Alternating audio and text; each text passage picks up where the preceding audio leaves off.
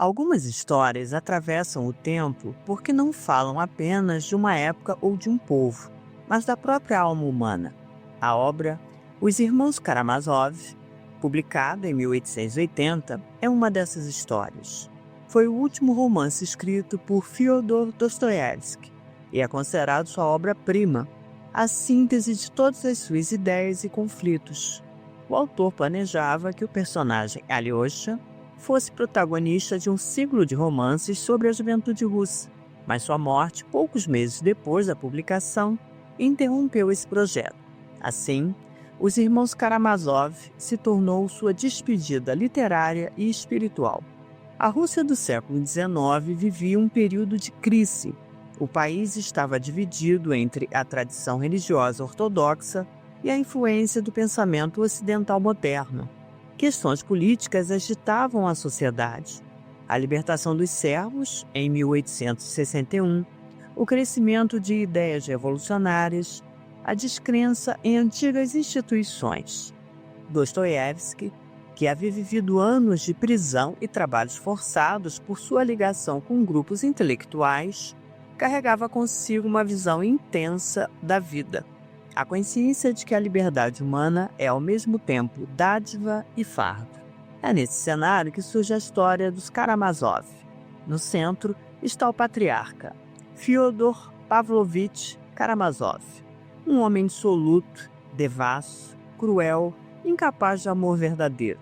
Ele é a figura de um pai que não protege, mas corrompe.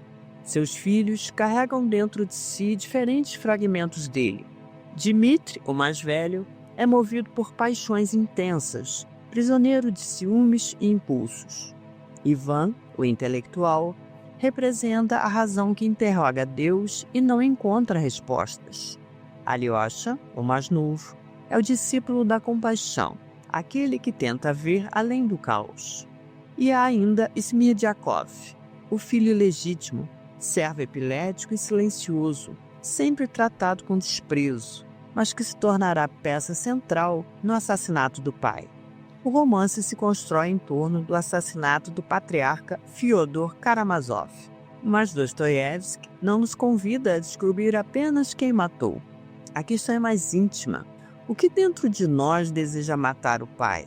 Porque a morte do pai é também a morte de Deus, da ordem externa e o mergulho na liberdade. Esse espaço que pode ser bênção, mas também condenação. Fyodor Karamazov não é apenas um personagem odioso. Ele é um símbolo. Um homem mesquinho, debochado, incapaz de amar, que reduz tudo à busca por prazer e dinheiro. Representa não só a decadência de uma família, mas também a corrupção moral de uma Rússia em crise. Sua presença é opressora. Dmitri o vê como rival, Ivan como prova contra a bondade divina, Alyosha como ferida a ser perdoada, e Smerdyakov como humilhação encarnada. Cada filho carrega uma parte dele. Dostoiévski mostra que não odiamos apenas o outro, mas também aquilo de nós que reconhecemos no outro. A morte do pai é, então, um símbolo do colapso da autoridade. Quando a figura paterna cai, não resta nada fora de nós para sustentar a vida. Ficamos diante do abismo da liberdade. Então, inevitavelmente surge a pergunta: quando as figuras que sustentavam nossa vida, um pai, uma crença, uma instituição, desaparecem, o que nos resta? Liberdade ou desamparo? Dmitri, o primogênito, é a personificação do fogo humano. Deseja intensamente viver, beber, amar, possuir. Mas sua intensidade vira uma prisão. Seus ciúmes e impulsos o arrastam para a violência, para a desconfiança e para o crime. Ele vive uma relação explosiva com Grutchenka, mulher de beleza sedutora e moral ambígua. Grutchenka é desejada tanto por Dmitri quanto por seu pai, o que acende ainda mais o conflito entre os dois. Mas Dostoiévski retrata Grutchenka de forma complexa. Ela não é apenas objeto de disputa, é também alguém capaz de despertar ternura, transformação e até redenção.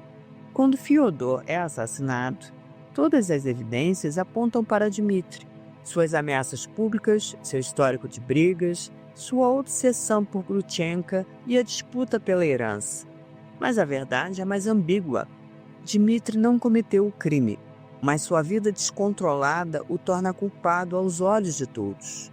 Aqui cabe uma reflexão. Quantas vezes confundimos intensidade com liberdade? Quantas vezes o desejo, em vez de nos dar vida, nos aprisiona em correntes invisíveis?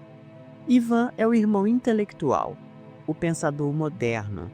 Ele não aceita respostas fáceis, não suporta a ideia de um Deus que permita sofrimento inocente. Seu raciocínio é implacável. Se o sofrimento das crianças é o preço da harmonia universal, ele rejeita essa harmonia. Sua parábola do Grande Inquisidor é um dos momentos mais poderosos da literatura mundial. Nela, Ivan imagina Cristo retornando à Terra, apenas para ser rejeitado pela própria Igreja, que não suportaria a liberdade que ele traz. Porque, no fundo, os homens não querem liberdade, querem segurança, querem obedecer. Ivan é consumido por sua própria racionalidade.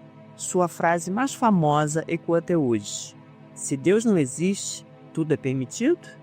A ausência de Deus para ele não é libertação, mas abismo. Mais tarde, Ivan enlouquece, delira, conversa com o diabo, vê sua própria mente fragmentada. Sua razão, levada ao limite, se torna uma prisão. Deixo aqui uma reflexão. Será que nossa obsessão por explicações absolutas não é também uma forma de fugir do mistério da vida? Em meio ao caos surge Alyosha. Diferente dos irmãos, ele não busca se perder nem no desejo nem na razão.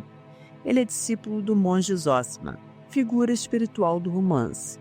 Zosima ensina que cada homem é responsável por todos e que a compaixão é o único caminho para a verdadeira liberdade. Mas quando Zosima morre, o corpo apodrece rapidamente.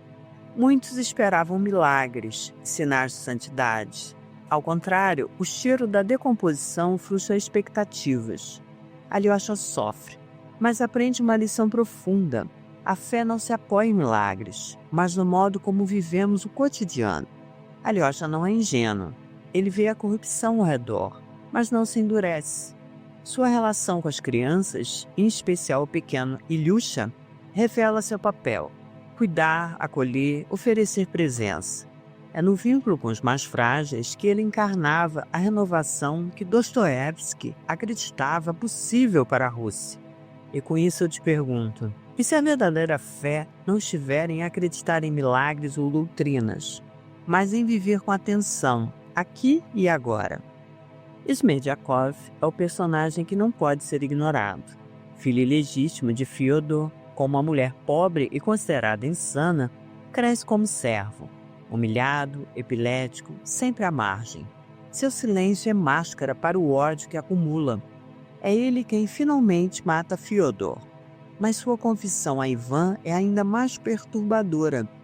Diz ter agido inspirado pelas ideias dele, como se o crime fosse consequência lógica do niilismo de Ivan. O Senhor mesmo me disse, sem Deus tudo é permitido. Após o crime, Smerdyakov se suicida. Sua vida foi negação, exclusão, rejeição, desprezo.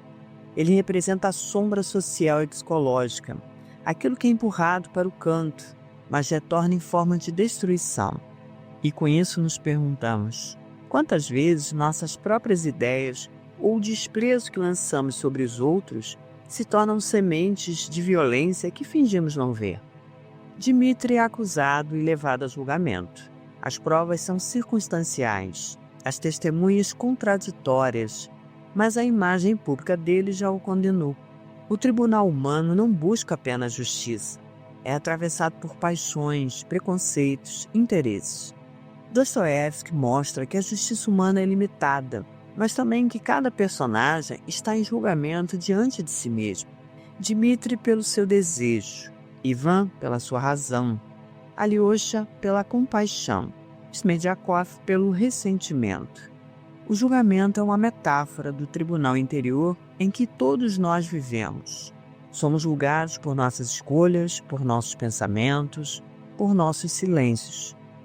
Ao final de Os Irmãos Karamazov, percebemos que não é apenas uma história de crime, desejo e julgamento. É uma investigação sobre a alma humana diante da liberdade. Dmitri mostra o peso do desejo que aprisiona. Ivan expõe a mente que se rebela, mas se perde em contradições. E Alyosha revela uma fresta, a possibilidade de viver sem independência de certezas, na presença silenciosa que acolhe a vida como ela é. O verdadeiro pai que morre nesse romance não é Fyodor Karamazov, mas toda a autoridade externa que sustentava a nossa existência, Deus, tradição, ordem herdada. Quando essa figura cai, resta apenas a responsabilidade de olhar para dentro. E nesse olhar, descobrimos que liberdade não é fazer o que se quer, nem acreditar em respostas prontas. Liberdade é morrer agora para o conhecido, para o desejo que exige continuidade, para o pensamento que busca segurança, para a crença que promete salvação. Dostoiévski não oferece respostas, mas nos coloca diante da pergunta viva: é possível existir sem nos apoiarmos em ilusões? Talvez Alyosha seja um lembrete silencioso. Sim, é possível, mas só quando estamos dispostos a ver sem fugir. E você, espectador, qual parte em si mesmo sente que precisa morrer para que a vida seja vivida de forma plena? Se quiser, deixe sua resposta aqui nos comentários. Se quiser se aprofundar na obra, o link para adquirir o livro estará no primeiro comentário fixado. Agora, se este vídeo tocou algo em você, não deixe isso morrer em silêncio. Curte e compartilhe com alguém que, como você, também precisa lembrar sua verdadeira natureza. E se quiser continuar essa jornada com a gente, se inscreve no canal e ativa o sininho. Cada vídeo aqui é um convite para um novo olhar sobre si mesmo e a vida.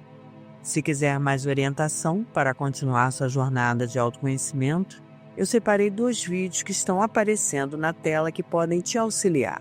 Escolhe um e me encontra lá. Até o próximo vídeo. Tchau!